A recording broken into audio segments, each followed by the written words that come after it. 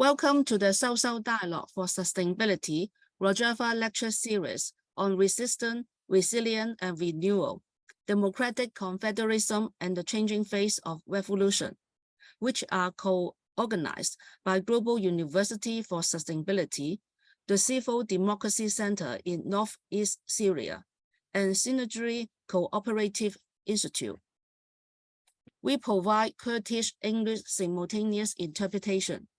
Please click the group icon and select your preferred language. I thank today's interpreter, Jelly. My name is Sitchoy Jadi Margaret. I am Associate Professor at the Institute for Rural Revitalization Strategy at Southwest University, China. I am also a founding member of Global University for Sustainability. I have been actively involved in the rural reconstruction movement since 2000 years. Tonight, we have Lecture 7, The Security Situation and the Threats of the Turkish State, IS and region and the situation in the region after the earthquake disaster.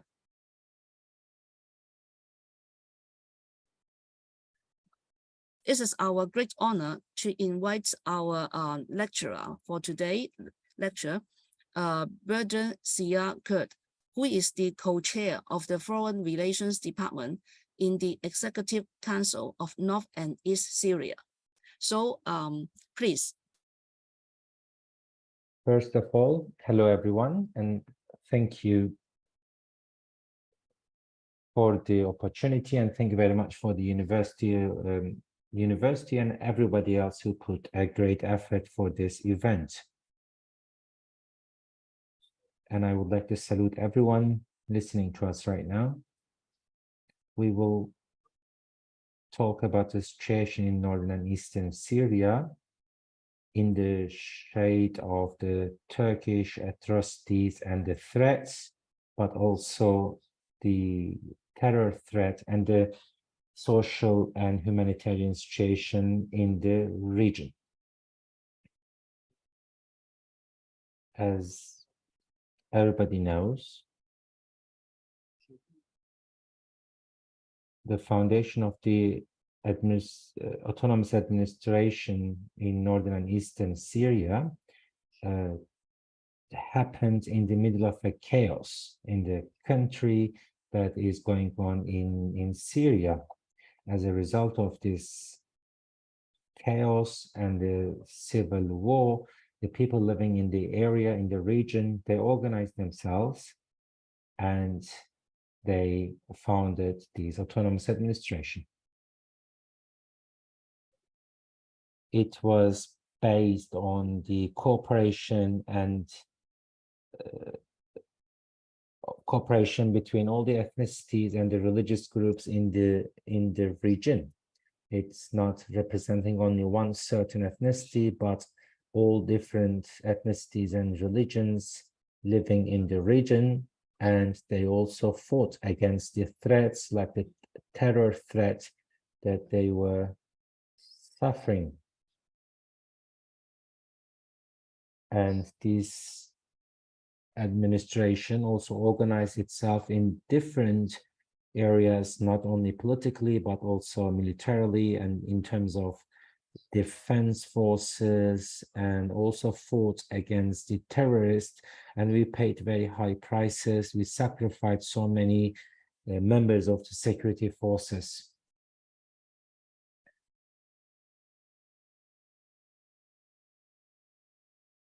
And the autonomous administration is not recognized, not only recognized in the international arena, but also considered as a threat by the neighboring countries, for example, Turkey.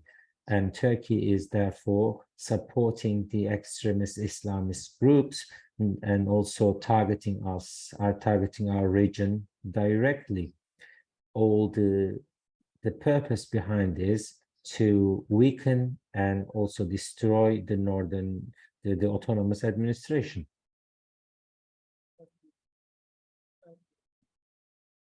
Because this autonomous administration is based on coexistence of all the different circles and elements of the society of the people living in the region. And it is also aiming at solving the Kurdish question within the framework of democracy, which also brings solution for the problems of the other ethnicities and religious groups living in the area. This is a project which is not welcomed by the authoritarian regime surrounding us. From the very beginning, since the foundation of the autonomous administration, Turkish regime is constantly targeting his autonomous administration, and they are continuing doing so. At the beginning, they were thinking that they would be able to destroy the autonomous administration within a couple of months, but it's been over a decade that we are resisting, and we are becoming successful in the face of all those attacks. And the level of threats coming from Turkey is changing from time to time. And as you know, at the beginning of the Syrian crisis, the so-called opposition, armed opposition, they were gathered under the umbrella of political Islam. And they were the extremist Islamists, they were jihadis and different groups. And they were more or less somehow related to the Muslim Brothers, and they were all gathered around political Islam. And from the very first day, Turkey and also some other regional countries such as Qatar are supporting these groups. And with the Islamic ideology, they have been hostile against this project of ours, which is based on coexistence and mutual respect to all the diversities. And they also have they have different problems within themselves, and because their ideology is only based on political Islam and Salafism, and they don't bring any solution neither to the Kurdish problem nor the problem of other diversities living in the region. They were aiming at founding a monist state based on Sunni Islam and Arab nationalism. Therefore, from the very first day, we are being targeted by these Islamist groups in Afrin, in Aleppo, in 2016 and later on, and many places were targeted by these groups backed by Turkey. But thanks to the strong solidarity and cooperation among the diversities or diverse groups living in the region, they failed to destroy the autonomous administration. And later, these groups found themselves in a crisis.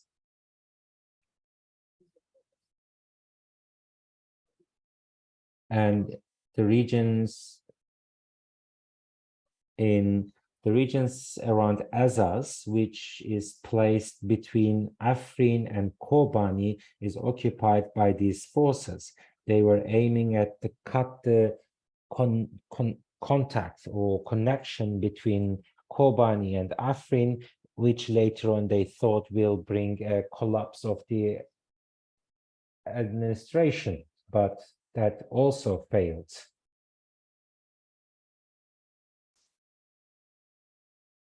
And in 2018, they had their military operation as a result of the resolutions came out the Astana meetings, Russians put pressure on our administration to leave Afrin to the regime forces, which was not declined.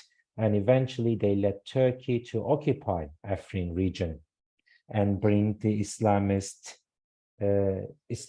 groups, which also caused a humanitarian crisis. More than 350,000 people of Afrin, they were displaced, and majority of them are still living in IDP camps in Shehba, and some of them also left for Europe or Lebanon or other neighboring countries. It was a humanitarian tragedy. And day by day, they are implementing a genocide in Afrin since the occupation. Since the occupation started, 6,000 people have been kidnapped by these Islamist groups, and 2,000 of them, nobody knows about their fate. What happened to them is unknown. Thousands of the olive trees were cut, were destroyed or torched, and historical sites were also targeted.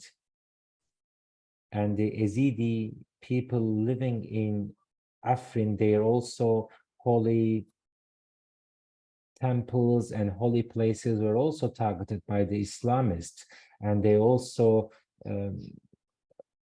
force the Yazidis to convert to Islam. And in Afrin, this is a genocide that's taking place on daily basis. They are confiscating the property of people, they are killing people, kidnapping them, and destroying everything belong to the culture of the people. This is an obvious genocide implemented by the Turkish government and the Islamist groups backed by Turkey. Their aim is the change of demography in the region. They want to delete the Kurdish identity of the city. And now Turkish authorities are talking about returning 1 million Syrian refugees and resettling them in Afrin region. So, and already now there are 100,000 of Syrian refugees returned or deported to Afrin, and now they started building some settlements, just the way that it is done in Israel. Now Turkey is building settlements in the area where they will resettle the Arab Syrians. And this project is financed by Qatar and implemented by Turkey. So it is a source of concern about the demography. And after the occupation of Afrin, Turkey extended its operation, and this time into 2019, they occupied Serikani and Gresipi, where the actually American soldiers were based. But once they withdrew, then the Turkish forces and the Islamists entered the city and occupied them, and the hundred thousands of the local people had to flee, and currently they are living in Raqqa, in Jazira region, in Hasaka. They are now living in IDP camps. And this very similar incidents are also taking place in Grespi and Serekani. The temples are being destroyed, the property of the people are being taken away, and people are being kidnapped for ransom and whatsoever. This is also a part of the Turkish plan. because Turkey was aiming at establishing a corridor along the Turkish-Syrian border, which is around 800 kilometers. It would be so-called security corridor. It will be like 30 kilometers deep. But Turkey is using as a pretext to change the demography and identity of the region. So Turkey is aiming at cleansing the Rojava region from Kurds and Christians, Assyrians, and all the other ethnicities living there. And eventually they also want to destroy this project that we have.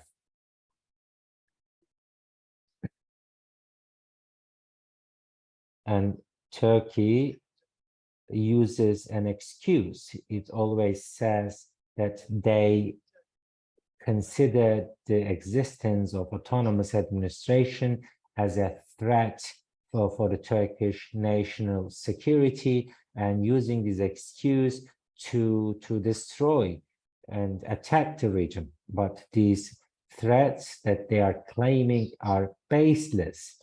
It is with these atrocities and with these policies, Turkish government is actually putting the security of the area and region into risk by targeting our civilians, people that Turkey is causing a security problem. Why Turkey? And despite the fact that there has been no attack from Rojava side against Turkey, Turkey is trying to use, yet claiming that Rojava constitutes a risk and threat for Turkey. The only clashes that happened are in the occupied regions where the security, where the forces are defending the attacks against the people. And in these occupied regions, we and everybody has right to defend themselves. So they cannot be used as an example, as an excuse for constituting a risk for the Turkish national security. And Turkish officials, they repeat always that Syrian democratic forces is a threat for the Turkish national security, despite the fact that no member of the SDF even shot a bullet against Turkey. So this is not a threat that Turkey claims, but Turkey considers this model as a threat because it's a model based on democracy.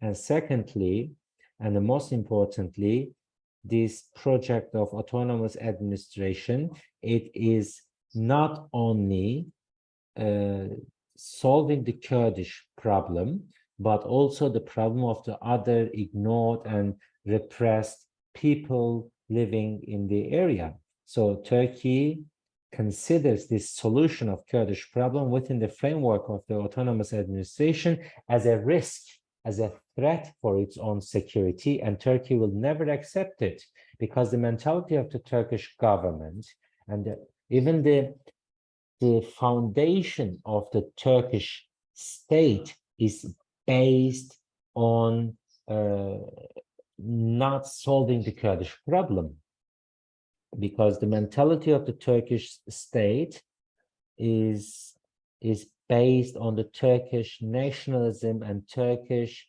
racism. It is aiming at a monist population, talking about one state, one language, one religion, and one flag.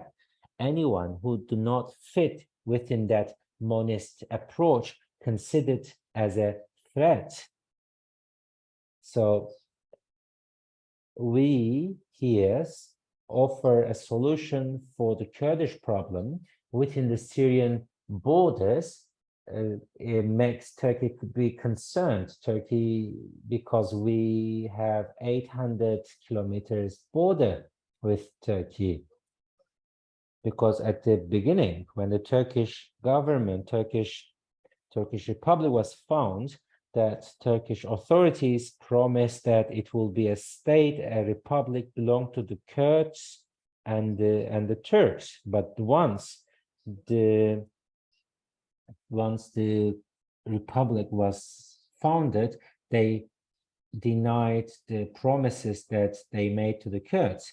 And the very first years of the foundation of the Turkish government, Turkish state, was full of rebellions by the Kurds against the state. So this is the historical background, and that this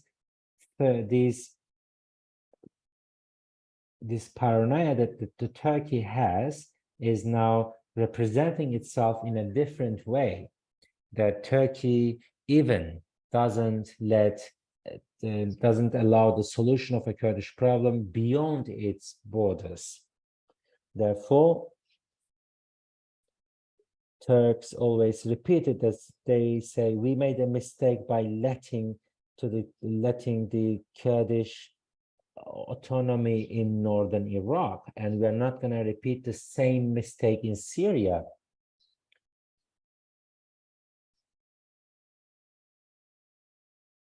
So Turkey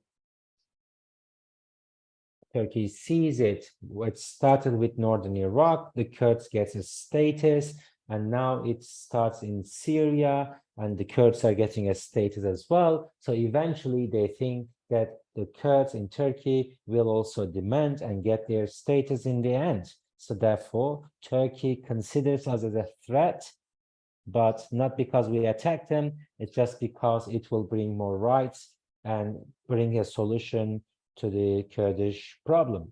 They are using many different excuses, the existence of the PKK whatsoever, but these are all excuses because there is not a particular armed group or a political party. Turkey is targeting the existence of the Kurds everywhere. Therefore, Turkey considers us as a threat.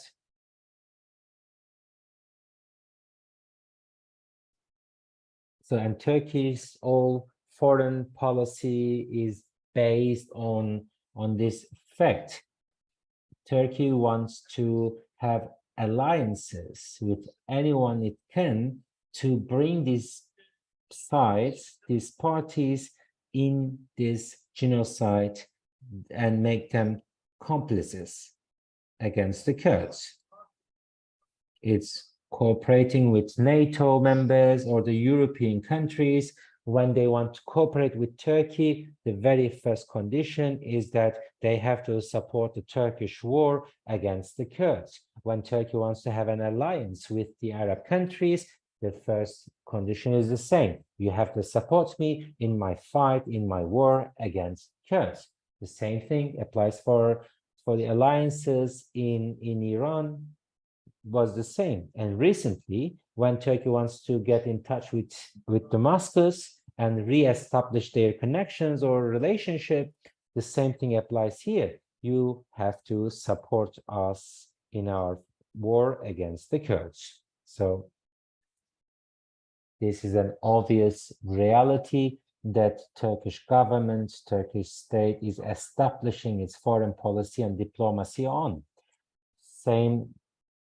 Same relationship it has together with Russia or with the international coalition. And therefore, Turkey is always looking for a green light from the US to start attacking the region. So Turkey is trying to extend the occupied regions, and with the support from the different international forces, because Turkey considers the existence of Kurds and anything that resembling the Kurds and their status is considered to be as a threat. And Turkey also has this doctrine of misak-ı milli, which are the national borders and that they always claim that some of part of the Turkey remains out of the Turkish borders, but they belong to Turkey. So these regions also includes northern Syria and some parts of northern Iraq and some other places in Balkans whatsoever. So Turkey uses all its power to develop these bilateral or multilateral relationship with other countries in order to implement its dream of establishing or reaching the Misak-ı Milli, the national borders. And this is also, and Turkey is also cooperating with many different countries like the US or the Russians. Of course, their benefits or interests, they not collide every time, but yet in certain topics they can still make compromises in the sake of getting their support in certain areas. Sure.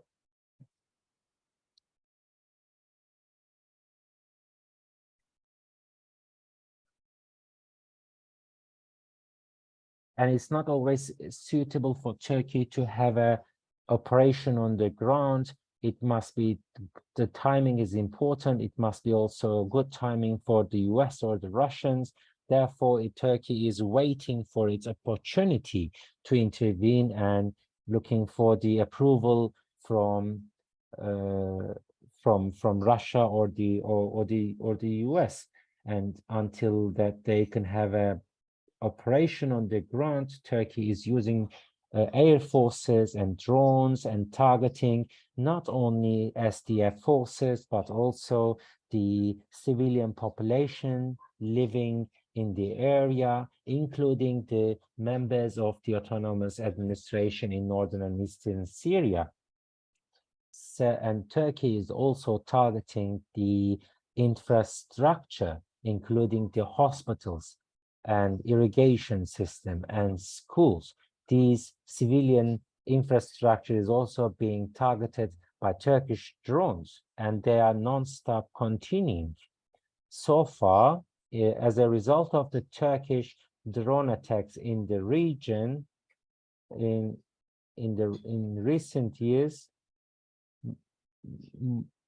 there were more than 164 drone attacks carried out, and as a result 146 people have been killed and more than 180 people have been wounded as a result of Turkish drone attacks.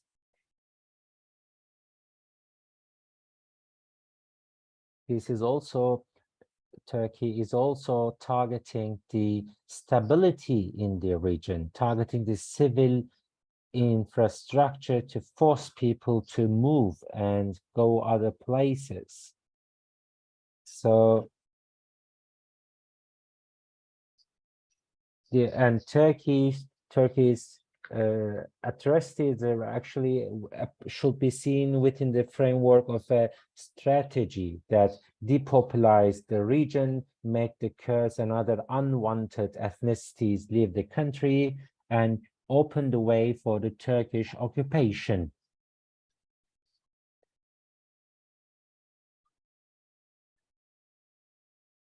But autonomous administration is controlling the 1/3 of Syria, and we have like 5 million people living in our regions. So it's a result of the Turkish attacks. They are grave, because once there is instability in the region, it will also affect they will cause or outcomes on the global scale. There will be migration, there will be wave of refugees, and it also affects our war against terror, because Turkish attacks is also preventing us fighting against ISIS forces. So it is an important topic that we need to bring in the agenda. Turkey is also trying to decapacitate our fighting forces capacitate us to fight against ISIS, because the instability serves the Turkish interest, because our project is a project not only for Syria, but for the entire Middle East. But it is seen in the eyes of the Turkish state as a threat for the region. Another topic, the second threat that we face in the area, in the region, is also the Syrian regime, the Damascus regime, their attempts and their activities against the autonomous administration, because Syrian regime is like the Turkish regime, is based on one single idea, Arab nationalism, and they are not being constructive. They are avoiding any attempts of solution and rejecting and imposing the former regime structure on us.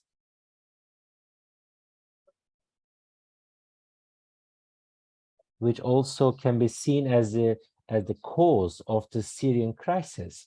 This authoritarian regime dictatorship in Syria was the reason why there was a Syrian crisis, and the regime doesn't change and doesn't want to change. This also allows the continuation of the crisis in Syria. Therefore, all the problems taking place in Syria is also allowing or enabling all these extremist groups to get stronger, because the longer the regime rejects to change, it provides a ground for the extremist Islamists such as Al-Qaeda and also ISIS to get stronger and recruit more people.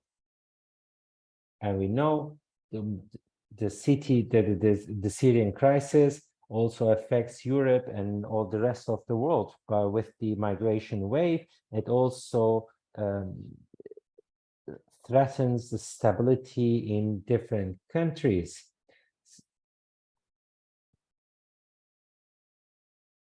But Syrian regime is looking forward to going back to same situation before 2011 and continue its dictatorial regime, but it is unacceptable. This despot and nationalistic regime is the biggest obstacle in front of the solution for the Syrian crisis. The regime has to change its approach, ideology, mentality, and understanding. And we also fight, or we want to change the influence of the regime in the region by developing and promoting coexistence and mutual respect to the differences and diversities, and federal or autonomous structure will be a good solution for all the people living in Syria.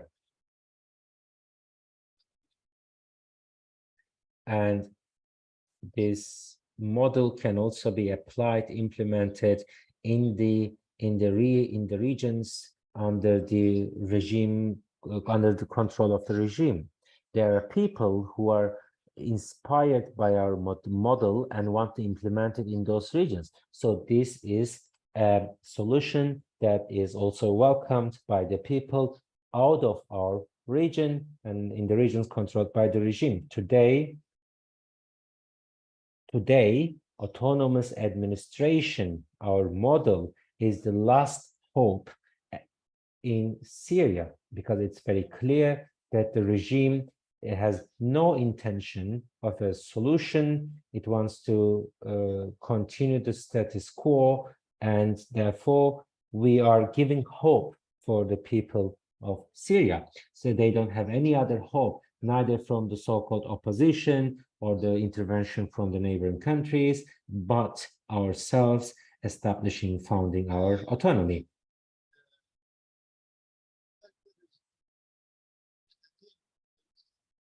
we had, despite the fact that we had several attempts and meetings and contact with the regime for the solution, but they all remained unsolved, and we couldn't reach an agreement to bring a solution because the regime doesn't want to change and it imposes its own situation, and they impose us, they force us to give up our autonomy. But this is our red line. Our autonomy is our red line, so we will never give up on autonomy, so it is not possible to give it up or abandon the autonomy. Another thing, another threat that we face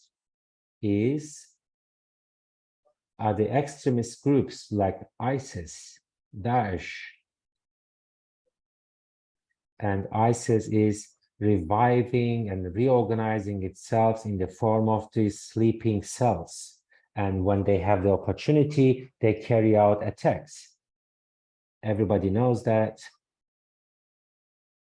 Spring 2019, Bahos was the last enclave in the hands of ISIS, and it was liberated by SDF, and as a result, ISIS was militarily and territorial-wise defeated, and the so-called Islamic State was destroyed in Bahos with SDF and in cooperation with the international coalition.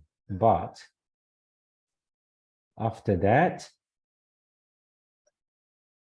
until 2020, ISIS attempted to reorganize itself, because until after 2020, ISIS was in a shock, of course. After surviving the shock, they wanted to organize themselves. So with 2021, after 2021, they started organize themselves, and they had their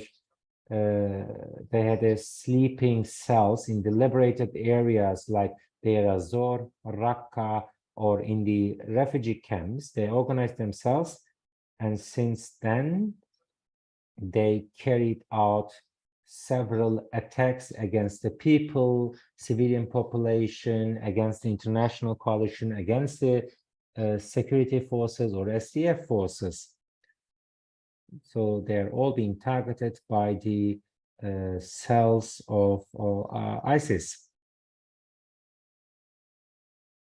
And the intensity of these kind of attacks is intensifying since then. In numbers, in the scale, they are getting bigger and more effective. But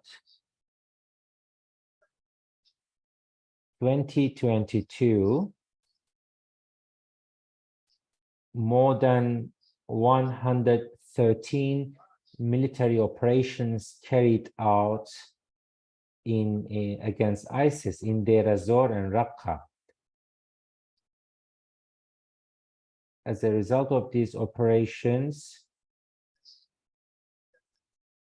267 emirs, or the head of ISIS groups, were arrested.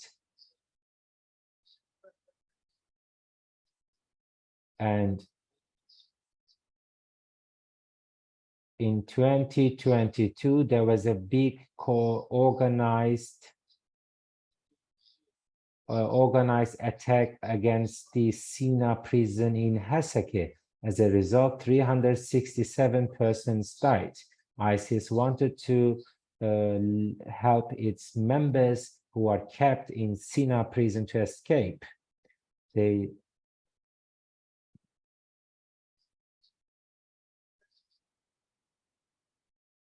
And so far, 323 members and the emirs of ISIS have been arrested and kept in the prison. So I'm giving these statistics just to show that how their attacks are increasing, and the operation of SDF and the international coalition is also increasing in the face of this kind of attacks. So this is a very clear indicator that ISIS is still alive. And this also shows us that the regional forces are supporting ISIS. And in certain areas, these kind of cells are being organized and used. And one of the centers where these kind of attacks are organized and orchestrated is in Afrin, which is under Turkish occupation. So in the regions under the Turkish occupations are being used as centers for training the cells, and eventually they are sent to the liberated areas under our control.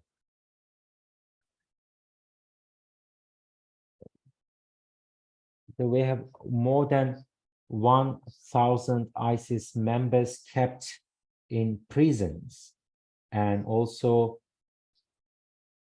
around 45,000 family members of ISIS are also kept in the camps, which also is a big threat for the stability and security of our region.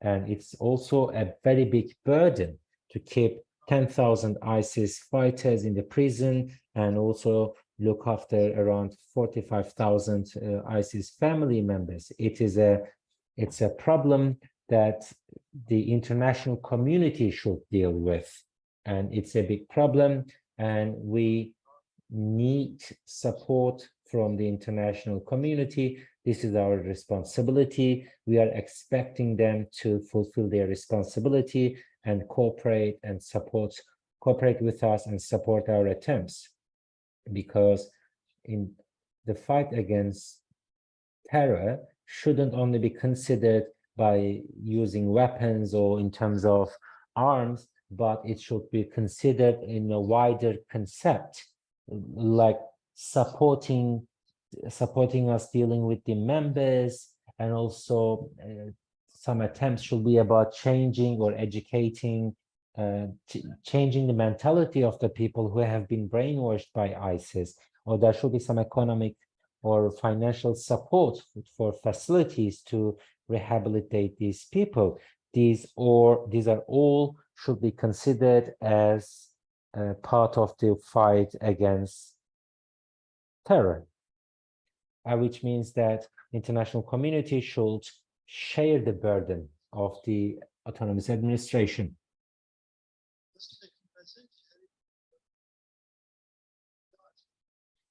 Most of the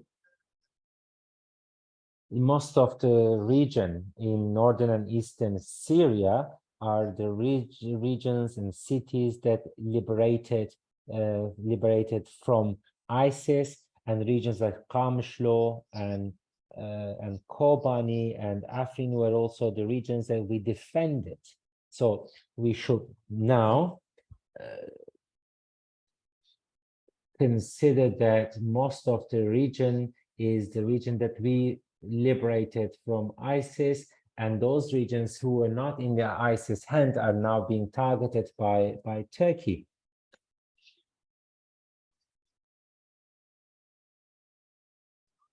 And the living conditions for the people in these regions are very, very difficult for the people. We are actually surrounded and we are under an embargo. Our borders with Iraq are shut down. In the north is Turkey, and in the south we are surrounded by the regime forces. So we cannot get any humanitarian aid from anyone. And in February, when there was also this big earthquake,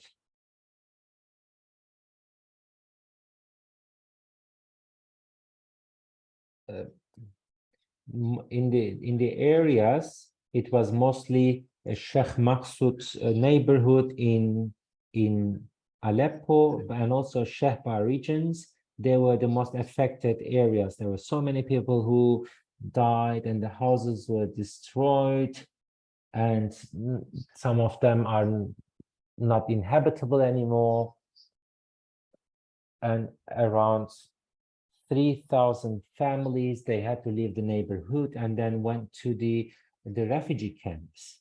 And these regions, people suffered a lot because the regions that I'm talking about were also suffering a lot because of the ongoing war, and then the earthquake came, and most of the people who were affected among these 3,000 people who were living in Aleppo were actually the IDPs and refugees from Afrin who had to flee after the Turkish occupation, and because of the earthquake, they were also forced to move again. So the conditions, the infrastructure is not enough. We are under embargo. We cannot get anything from abroad or out of country. And as with the limited capabilities we have, we are trying our best and non-stop working to provide the people with their needs with the limited resources we have.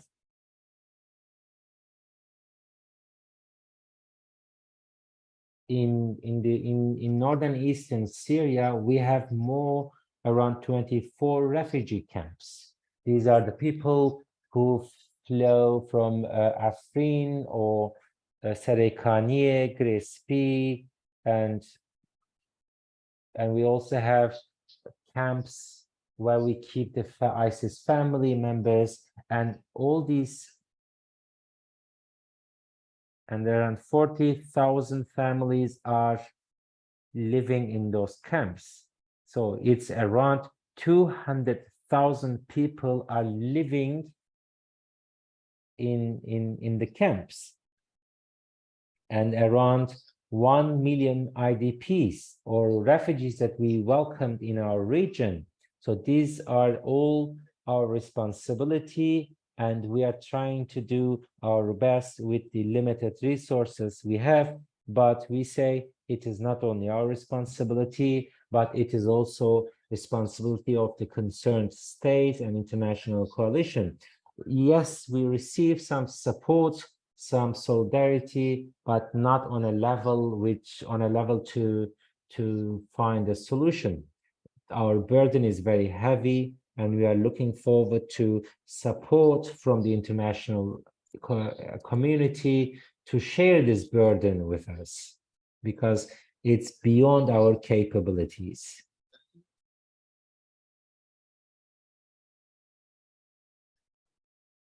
Because on one side, we have security issues, we are under threat and attack. On the other hand, the economical situation and humanitarian situation is catastrophic. These are the two main problems and obstacles we have in front of us to deal with. Therefore, we repeat our call for the international community to support us. And another thing is the recognition of the autonomous administration. We are not recognized, and which is also a problem in terms of receiving support from different countries. But we know that some countries, such as Turkey, they have veto power, and they will prevent it with their all they have, and then not allow any other country to recognize us. And recognition can also solve some of our problems.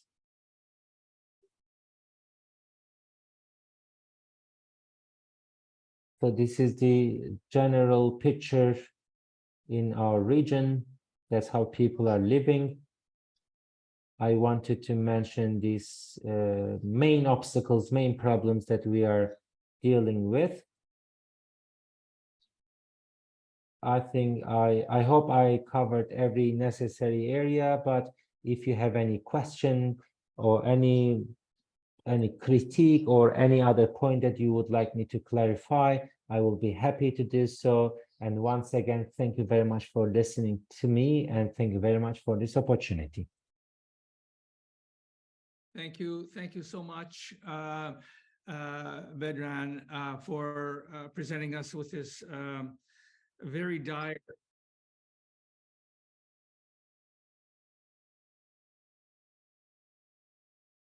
Sorry. I was just saying, my name is John Rastakis. I was to moderate the beginning of this lecture, but Jade stepped in and saved the situation for me. So I will continue the coordination and moderation now until the end. I just wanted to say thank you for your overview of this very dramatic and this very dire situation in Rojava.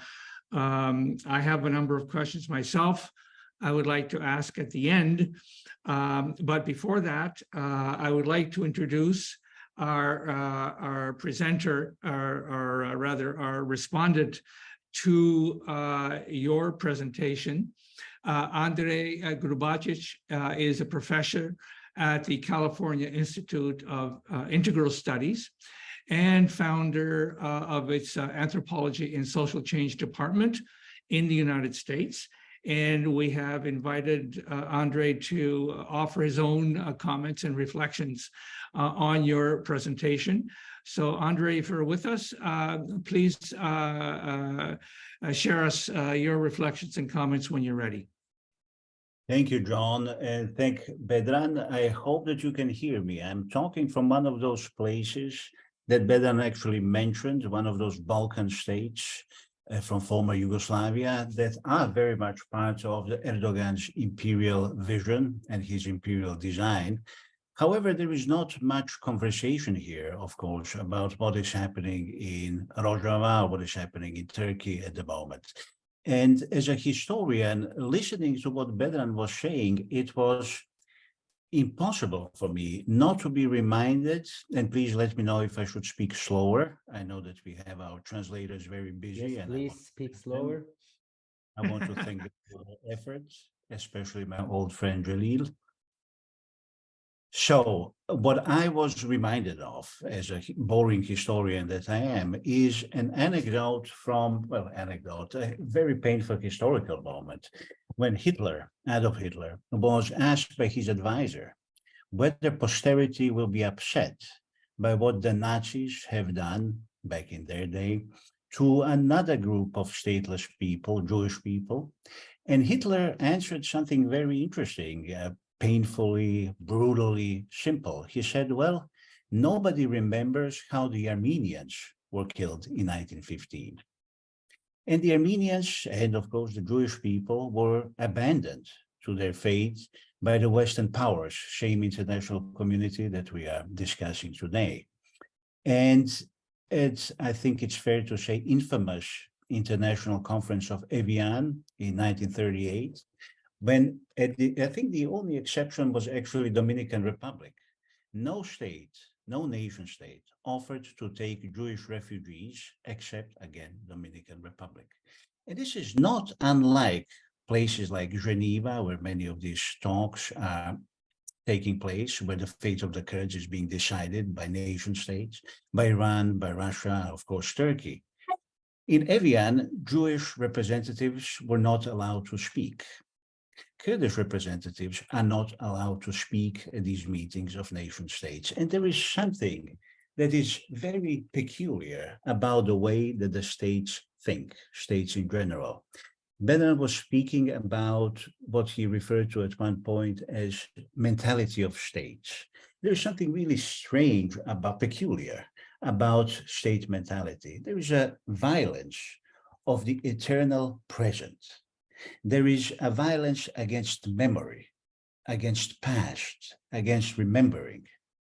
There is violence always implicit and inherent, immanent to states, against anything really that resists this banal simplicity of state simplifications. States do not really know how to listen. States do know how to talk, but they do not know how to listen. And especially do not know how to hear or listen to the voices that are coming from refugee camps, voices of Afrin refugees suffering under the rabble of earthquakes, voices of 200,000 people who are displaced in Rojava, of 1 million displaced people who arrived to Rojava, of civilians, as Bedran told us, who are dying every day from drone attacks committed in Rojava. Now, this kind of violence is hard to understand. And being in Europe, it's really interesting to hear the reactions of people. I spoke about the Kurdish issue, Kurdish problem, as some people call it here, recently here I'm in Croatia at the moment. And a journalist, a very, knowledgeable, well-meaning fellow, said something like, well, your narrative, he said, is way too simple. There must be something about these Kurds, these, better use the term, unwanted ethnicities, which I think is very good, that actually makes Turkey have reasonable fears about their own safety. Isn't there this SDF? Isn't that a real threat to Turkish existence? And I always remember that back in the day when Rojava was being invaded, the interior minister called Rojava, I think it was a terrorist corridor. And then almost in the same sentence, he says, it's a women's terrorist society. It's really interesting. I responded to this fellow, this well-meaning journalist. I actually went to Rojava. I went to Kamishlo. And what I have discovered there is a group of people, revolutionaries, who are trying to create, produce, build egalitarian ecological society that is based on liberation of women.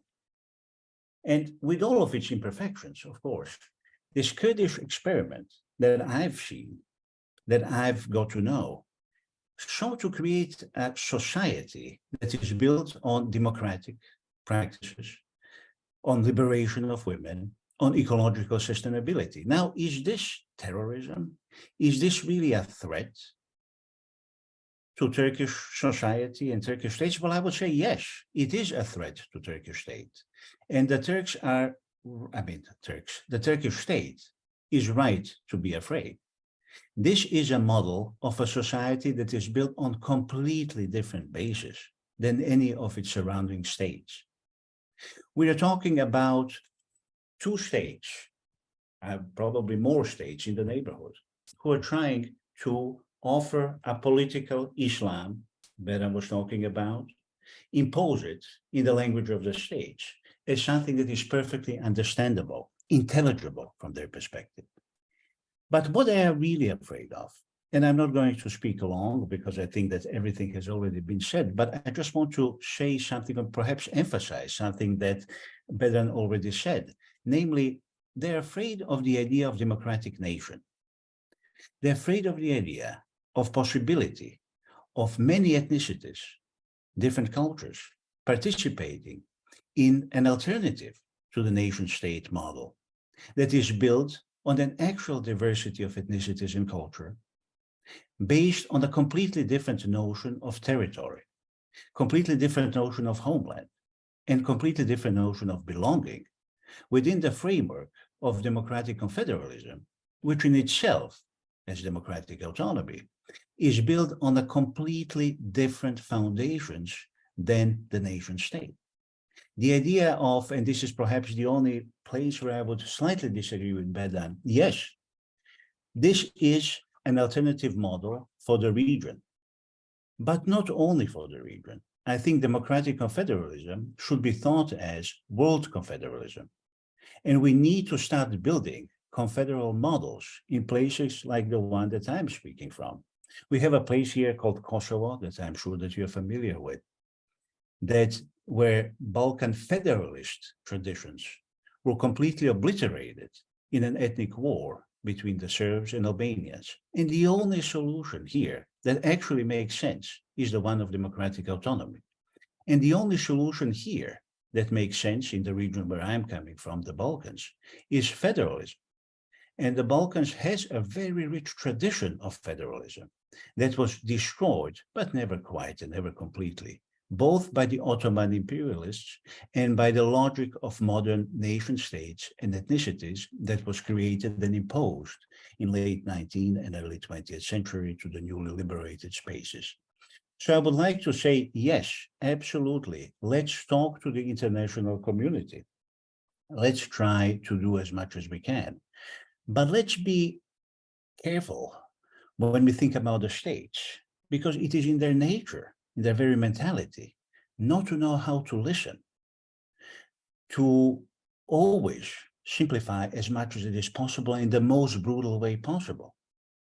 And we are not going to be able to change the mentality of the states. What we are going to be able to do, hopefully, and we have all of us have to try, is to try to promote the model of Rojava, to prevent, to of course, defend Rojava, but also to promote Rojava, to bring Rojava wherever we go, and to create this idea that is one of the most beautiful political ideas of 20th and certainly of 21st century, of democratic confederalism, and make it be a regional alternative, but also a global alternative to the world of nation states. We are running out of time, and I don't think that we have more time to waste that we can afford, of course, on nation states and other political models that belong to the history and to, I think, the past of humanity.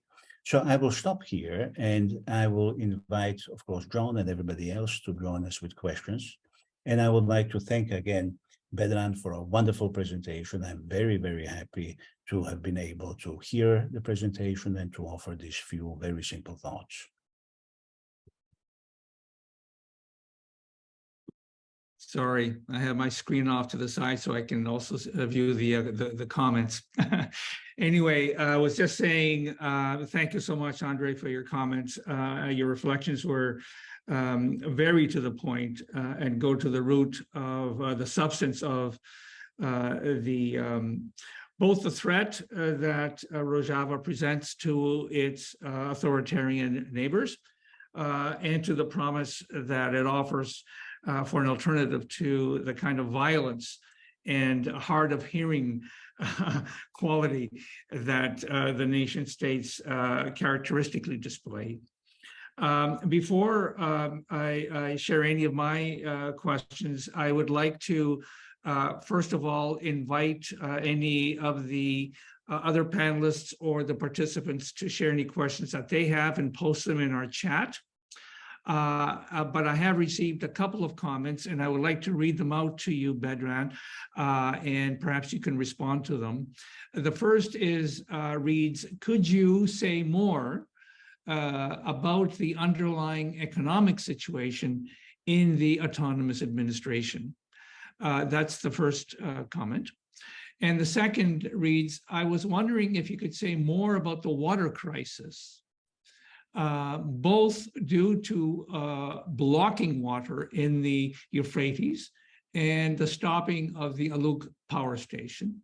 The commentator says, I am always amazed that this huge and blatant war crime is not more discussed. How can we highlight this? So might you be able to respond first to those two comments, please?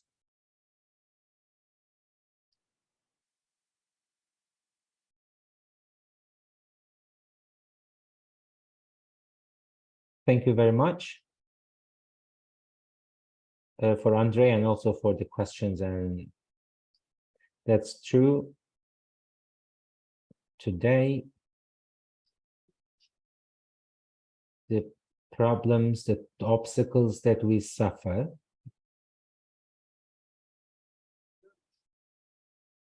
but after all the people, they suffered a lot because of this nation state mentality, because nation states, they do not accept or recognize any other will apart from their own. So everything has to be under their control. It has to be very centralistic, and all this suffer that we have here, all the pain that we have here is the result of the nation states and their politics. But they expired now. Nation states are expired, and we need different models and different structures. And our autonomous administration is the alternative to the expired nation state structure. As we said, Turkish nation state, Turkish regime, in every way is targeting us, targeting or fighting against us in every possible way. Organizing, supporting the Islamist extremists, supporting ISIS, and also bringing an economical embargo. And at last, they also used water and water cuts as weapons against the people in the region. Everybody knows that the Euphrates River, it's like a vein it's laid for life. It's for drinking, for irrigation, for agriculture, and for electricity. More than 6 to 7 million people are dependent on the water of Euphrates, just even for drinking water. They need Euphrates, and it is a huge area, a fertile place for our agriculture, and therefore we also need Euphrates. And despite the fact that Turkey, Syria, and Iraq actually has an agreement on the usage of water, Turkey is violating this multilateral agreement and cutting water. They have several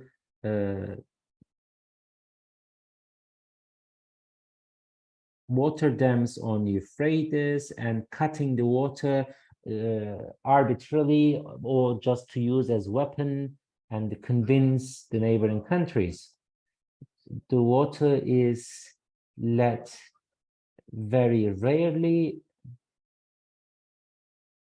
and it's not enough to produce electricity with this water. So if you don't have electricity, you cannot use the pumps to send the drinking water to the irrigation system within the cities. So it also affects the agriculture, that nobody can plant anything, they cannot harvest and nothing. And in addition, in recent years, we had a drought. We didn't have any rains in the region, and we were very much dependent on Euphrates water. And the drought also affects the agriculture, the food sources, and the security of food is at risk now. This is a very serious problem that people are facing. So this is a direct weapon used against us, against the people in the region. And also stopping the Alok station is also known. It's a water pump station that's serving around 800,000 people, and that station is now stopped altogether. The Islamist mobs that's backed by Turkey, they are not operating the water station. They want ransom. They have some political demands to let it operate, and even some refugee camps around Hasake, and they are also depending on the water coming from Alok's station. So not only the people living in the city, but also hundreds, thousands of people living in the refugee camps are suffering. And we, as the autonomous administration, we have tankers. We try to deliver water with tankers, but it's not that it will be enough. It also brings it's not only about drinking, it's also about hygiene, and lack of water also caused several outbreaks, the diseases and contagious diseases based due to poor hygiene. It is a humanitarian catastrophe, and it's growing, it's getting worse.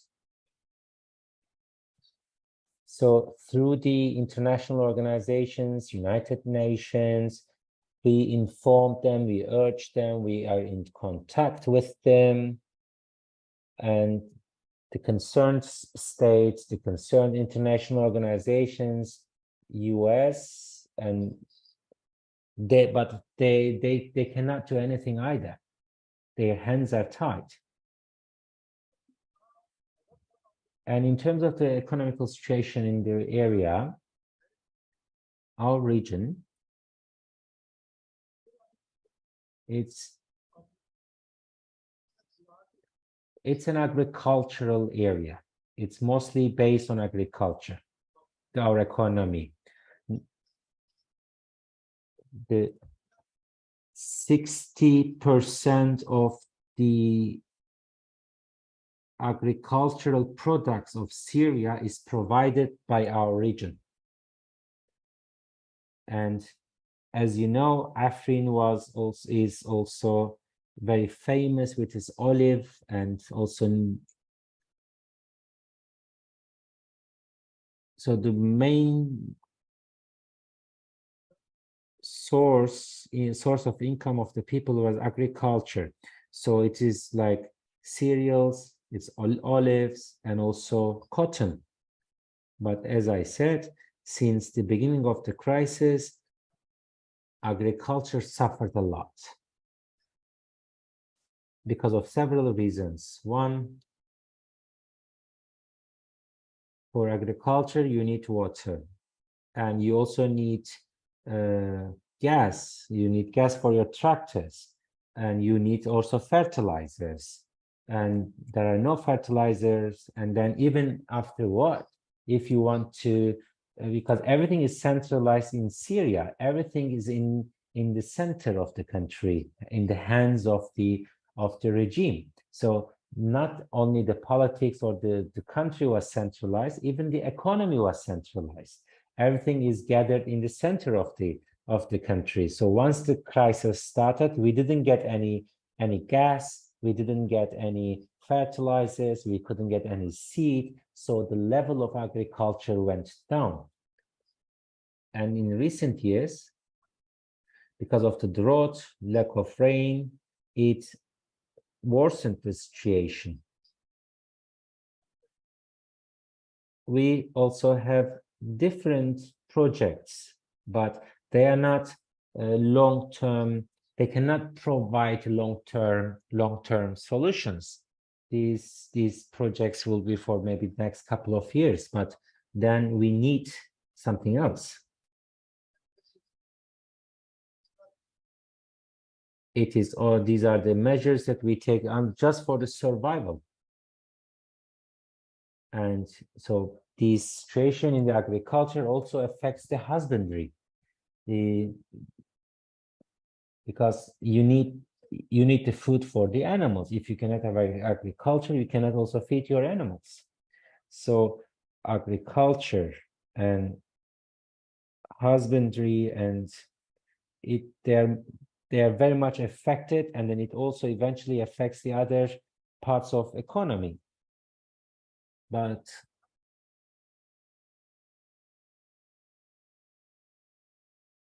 we have petrol in the region, which was controlled by the regime.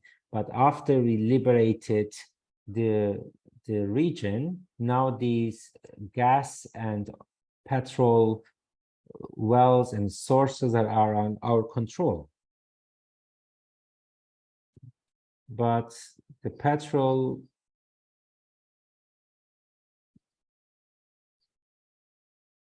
and the resources that we have is around like 80% of entire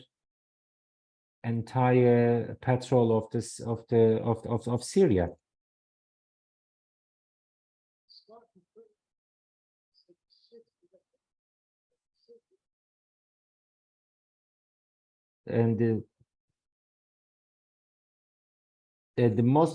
but the problem is the petrol that we can take out, we cannot process it, because all these facilities, kind of refineries, they have been damaged as a result of the clashes and the war. So we have very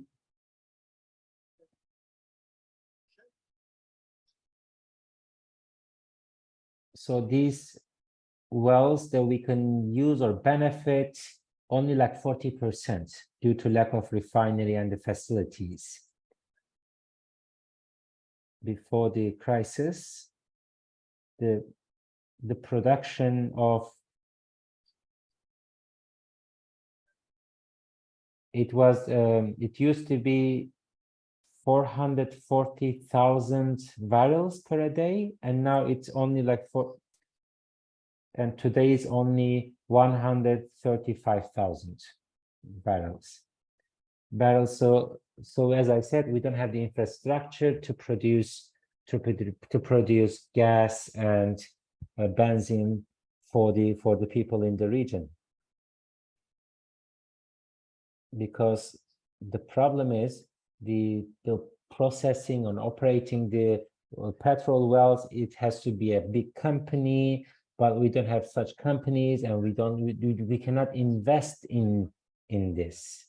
Although our region is exempted from the US sanction on Syria, we cannot get any international or any big company to operate these petrol wells. They are treating us as if we were under the sanctions, but as I said, we are extended by the US. So the big companies should be able to come, but they are not coming because of the security situation. And also, as I said, the nation state in Syria, they had this very centralistic political power, and the same model they applied to the economical system in the country. Despite the fact that our region is a very fertile region, we don't have any factories to process the product that is produced in the region. All the factories are in the center around Damascus, or the refinery that we have. The biggest refineries are in the central areas of the country. So they were just getting the product from these regions and processing them in the center, where the central state strongest. So this is even our suffrage because of the economic situation is also as a result of the centralistic structure of the nation state. That's what I can tell about this matter.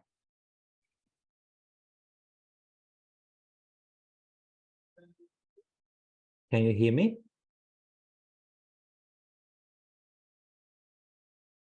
Yes, thank you so much for that response, Bedran. A very sort of thorough overview both of the water situation and the crisis and the agricultural and economy that you're describing. I have also a request for a comment by Father Edwin John. So Edwin, are you there? And do you have a comment to share?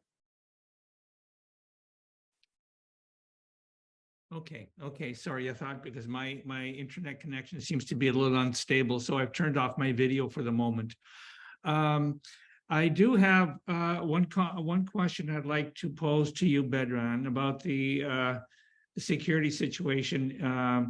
You may have covered this at the beginning of your talk when I wasn't here, so please forgive me if you've already mentioned this. But it's a simple question and maybe not so easy to answer. But my question is, what is the end game or the end goal of Turkey in Syria? I understand, of course, their interest in undermining and destroying the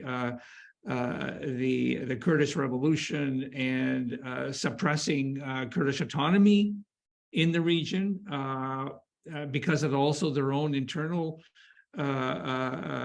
issues with the Kurdish people in Turkey. I understand the threat that is posed by democratic confederalism to an authoritarian state like Turkey. But I wonder how you perceive the long-term interests of Turkey in Syria beyond simply the Kurdish question.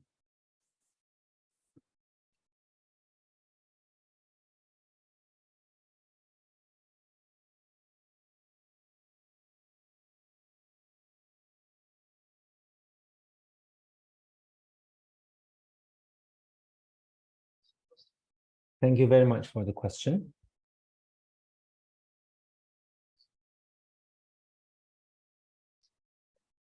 I think at the beginning, we spoke about these matters, but what I would like to repeat and maybe elaborate it. There are certain aims of Turkey. Turkey has certain aims and goals in Syria, especially the current Turkish regime. It has this mentality of the new Osmanism and bringing back the caliphate system, and also extend Turkish borders at the time of the First World War, which is called Misak-ı Milli, the national borders, which means Aleppo. It is a very important trade center, and most of the traders are also in Turkey. Raqqa, Deir ez-Zor, in Iraq, Mosul and Kirkuk. These are the regions, these are the provinces should be in Turkish border. Turkey wants to control all these provinces to extend its borders as a strategy, but how it is possible, or the conjuncture, the political situation, or whether it allows or not, it's a different thing. But this is the aim, the ultimate goal of Turkey. There are regional forces, there are international forces who will prevent Turkey doing so. But therefore, Turkey always creates different excuses to extend its control. For example, Turkey uses Kurds as an excuse to occupy these territories. It is just an excuse. So by using these excuses, Turkey advances in the region. We see the regions under Turkish occupation. And also,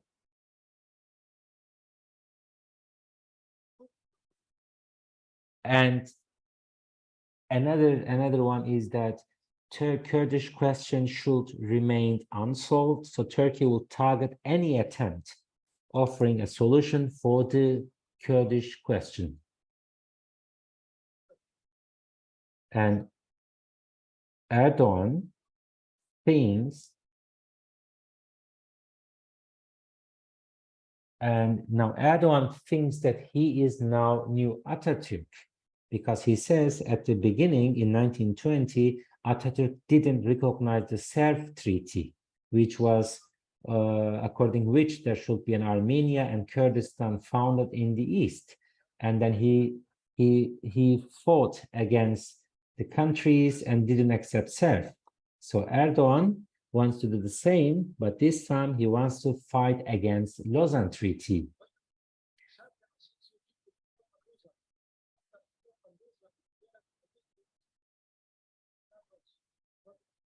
But Atatürk was maybe not entirely happy with the Lausanne Treaty, but they signed it. And now today, Erdogan is talking about Lausanne. Lausanne is not actually representing our real borders, and Turkey is much bigger than Lausanne borders. And therefore, Erdogan wants to modify the borders set by Lausanne and using Kurds as an excuse to do so. That's the mentality, that's the strategy. Another thing,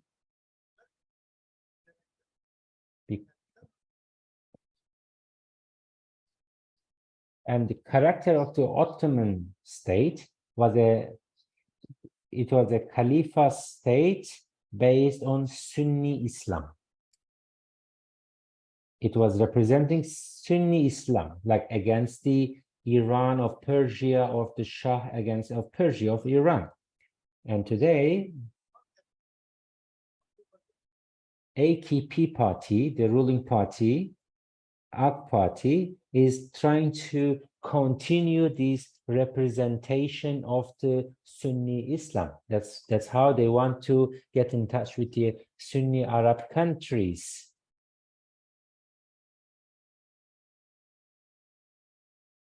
So it's trying to gather all the Sunni Islam groups.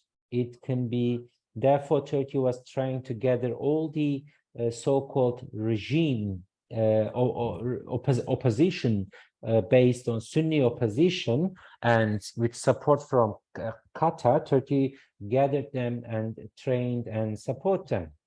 So that's the mentality that AKP has. How?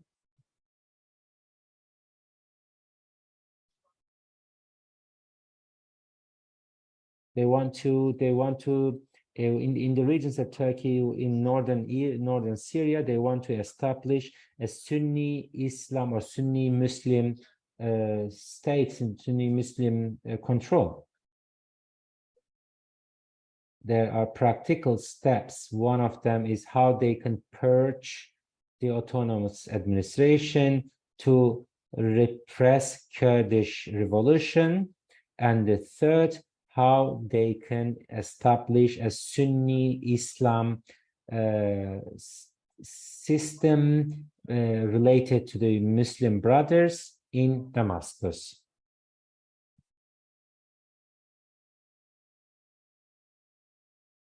So Turkey is trying to revive its historical character against Iran by representing Sunni Islam. They want to do the same in Syria by reintroducing this Sunni Islam hegemony. Thank you. Thank you. Thank you so much for that. Again, my apologies for asking a question that you partially covered at the beginning of your lecture, but I appreciate you taking the time to expand and elaborate on the question of Turkey's long-term aims in Syria. So let me invite others who have any questions to pose them in the chat or to raise your hands, either to Andre for his comments or to Bedran. Are there any more questions that people would like to share? Because I have a question.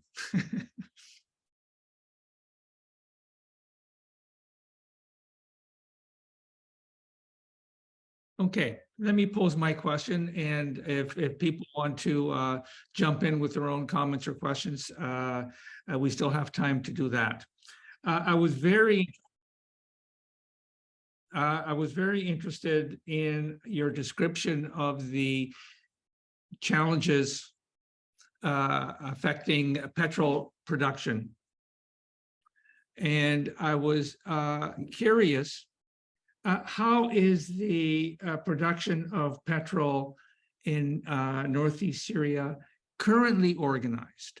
In other words, who owns the resources? How are they actually being manufactured? What is the role, for example, of the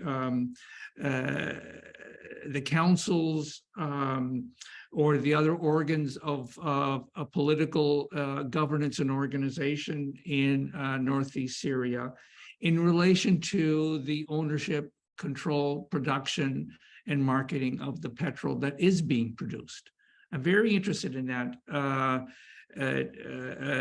just from the point of view of a different understanding of how a community or a civil society can devise alternative ways of controlling and managing natural resources like petrol.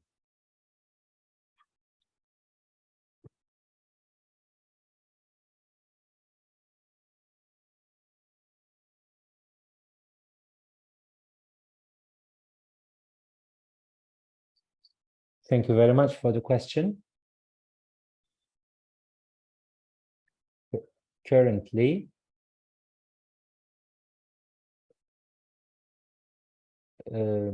petrol and gas resources, they are liberated.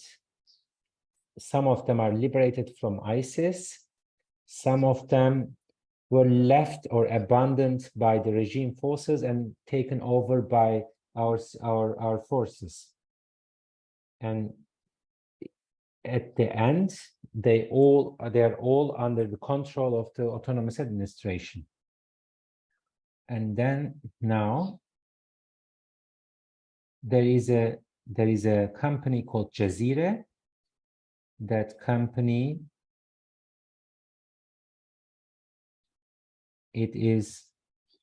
we have a Department of Energy, like a Ministerium of Energy. They are partners in that company, and they are dealing or organizing this they're running these sources. So everything is based on a treaty or a contract between the Ministry of Energy and this company. It's decided by the ministry, but as I said, the capacity of production is very limited. We don't have the big refineries. It's very primitive and very small capacity. These are very primitive facilities that we made ourselves. They're not at the international standards. The quality of the gasoline or gas and the benzene is also a problem due to lack of this capacity. But with the limited resources, we are doing it ourselves. How we take it out, how we process it, how we deliver it, it's all organized by ourselves. But as I said, we are only can benefit from the 40% of the facilities, because the rest of them are all destroyed. So only 40% of the wells that are now operating, that's how we are using. So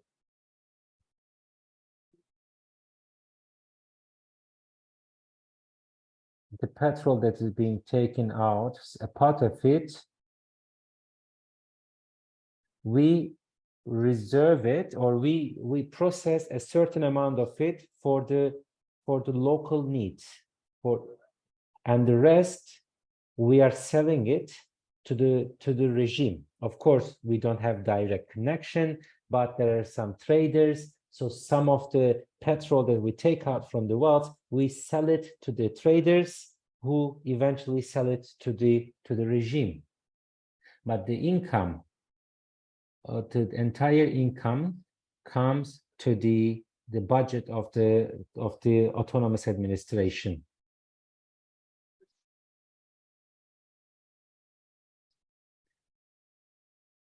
Some of it is partially used for the improvement of the facilities, but the rest goes to the autonomous administration for the other services and infrastructure, for the municipalities, for health, for the Qasede, for the SDF, or for the schools or hospitals. That's the budget.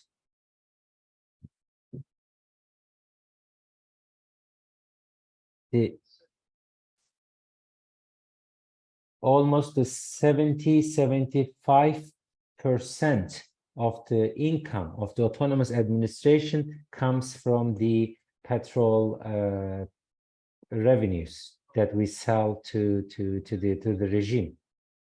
We are trying to also improve the other economical regions. For example, support, promote agriculture, bring some tasks, and then also have some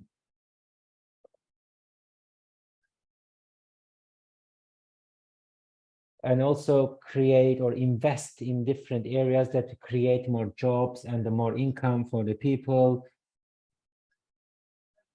So we don't want to be so dependent on petrol, but we are using the income coming from petrol for different investments and in different infrastructures. Every year we are making progress. We have different researches, how we can develop the fertility in agriculture or the customs borders. It can be tasks. So that year by year we are trying to improve the other sectors so that we will not be so dependent on petrol. So then we will use petrol and gas revenues just for the very big projects that we need for the infrastructure. And that's how it is today. I hope I could explain it, but if you have any further questions, please feel free to ask. Thank you. Yes, I found that very fascinating. Part of the reason I asked was because you mentioned that the large corporations, the petrol corporations, have no interest in coming and supporting the repair or the production of refineries for the petrol you have, even though North East Syria has been exempted from the sanctions. But in Canada, for example, the largest refiner of petrol in Western Canada is a cooperative, is Federated Cooperative. And I was just reflecting on whether there may be an interest on the part of Federated Cooperatives in looking at the situation of the petrol problems in Northeast Syria, and whether there would be some possibility of an exchange of information or contacts with Federated Cooperatives in Canada on this subject. I only mention this because I know that the cooperative, Federated Cooperative system in Canada is a very successful refiner of petroleum products in Western Canada, and may provide an alternative option to the large industrial, multinational capitalist petrol companies. That's why I raised that question. So I just wanted to share that with you. Maybe it's an opportunity, maybe not, but I thought it was worth considering, or at least raising, given the importance of petrol to the financial situation for the autonomous administration. I do have another question. It is, to what degree can Northeast Syria be said to have developed a non-capitalist economy that responds to people's needs rather than the demands of profit? And the last question that has been posed is, how will the recent re-recognition of the Syrian regime by various Arab and other countries affect Rojava?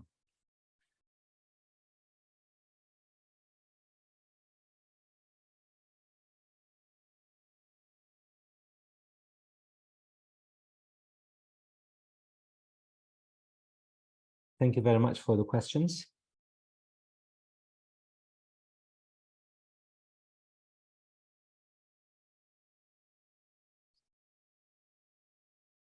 when we are talking about the democratic confederalism, we have this paradigm of the related to the economy. It's based on social economy.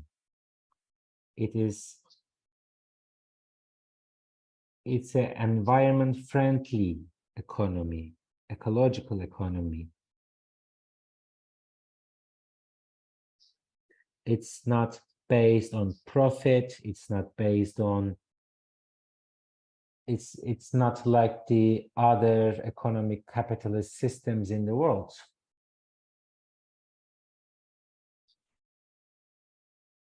This is our paradigm, an economy based on society and social economy and ecological economy.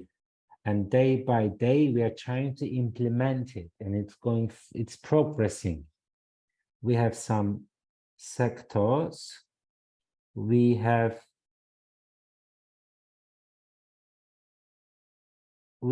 this social economy based on cooperative systems. It is cooperative systems in the village, cooperatives for the husbandry, cooperatives for agriculture, cooperatives for the food, or cooperatives for anything else that people need.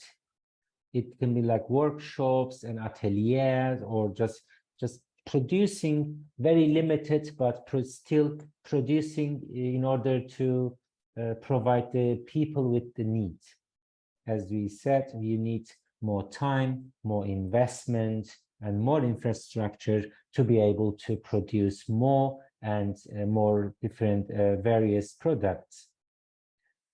And the resources, the possibilities are very limited. But in our budget of the autonomous administration, we have a certain allocation for improvement of social economy. We are providing, supporting people, establishing cooperatives. And for example, the women and the women cooperatives, they have a special section for it, because women cooperatives are also autonomous. And we are now we are trying to, for the time being, we are trying to have a self-sufficient economy, because there is an embargo, we are under attacks constantly. So we need an economy that is self-sufficient, not depending on outside or abroad or other regions. So that's why we are trying to produce our needs, or produce products for our needs. But there are, this is the economy that we are trying to encourage and support. But there are also private initiatives, private companies. There are persons, there are individual factories or economic models. So it is also there, but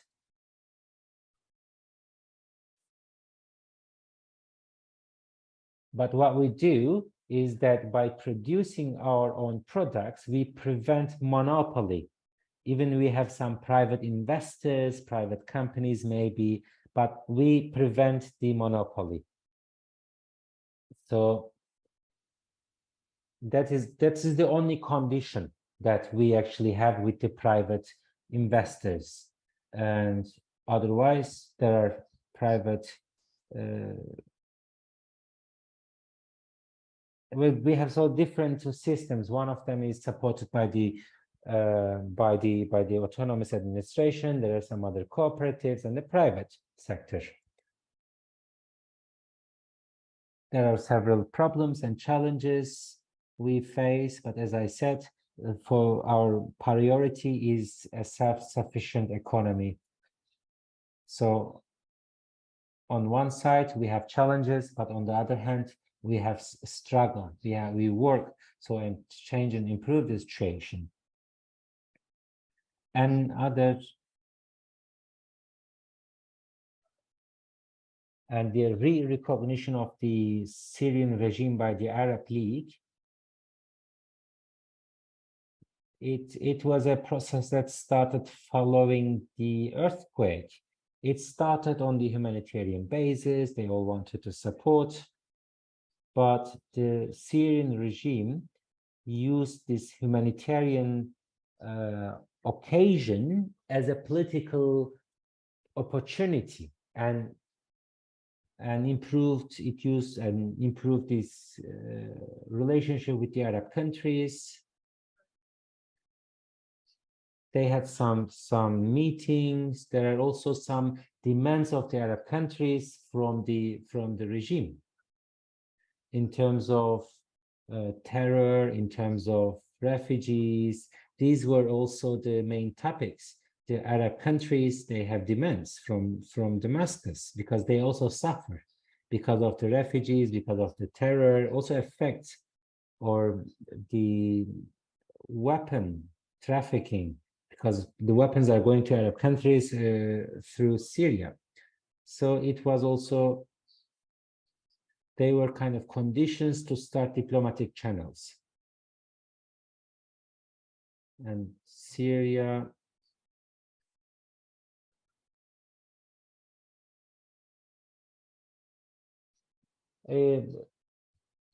Assad regime just wanted to use this opportunity and invite the Arab investors to come and start a business in Syria.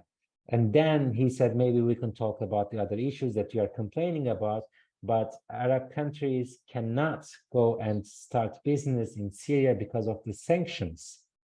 And that the Syrian government, Syrian regime was expecting these Arab countries to ignore those sanctions.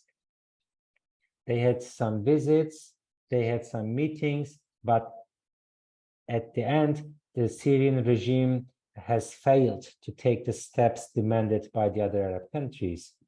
Currently, it's only a disappointment. And there is no, it is kind of stuck. It cannot improve the relationship between Damascus and the other Arab countries. But if it happens, if they had if it worked and the Arab countries had a better relationship with the regime, it could have had some negative effects on the northeastern Syria. Although we are not having very close relationships with other Arab countries, yet we have some contact, some relationships. But if that had happened, that regime could have prevented any contact with us. And even some of the Arab countries, they are very neutral towards us.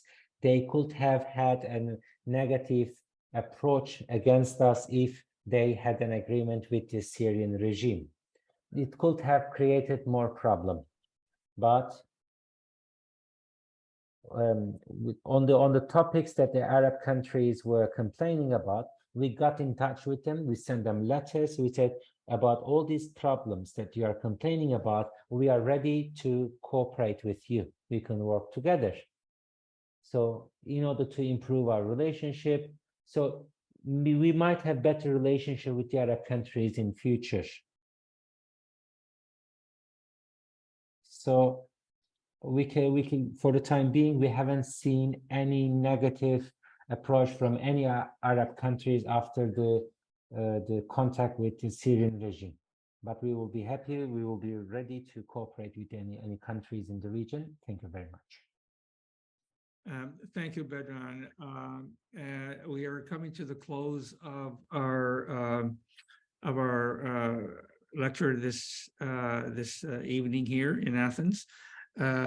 So I want to thank you on behalf of the three sponsors of this lecture series, on behalf of Synergia Cooperative Institute, of which I am a member and a founder, of the Global University for Sustainability, and of course, the support and partnership with the Center for Civil Diplomacy in North and East Syria.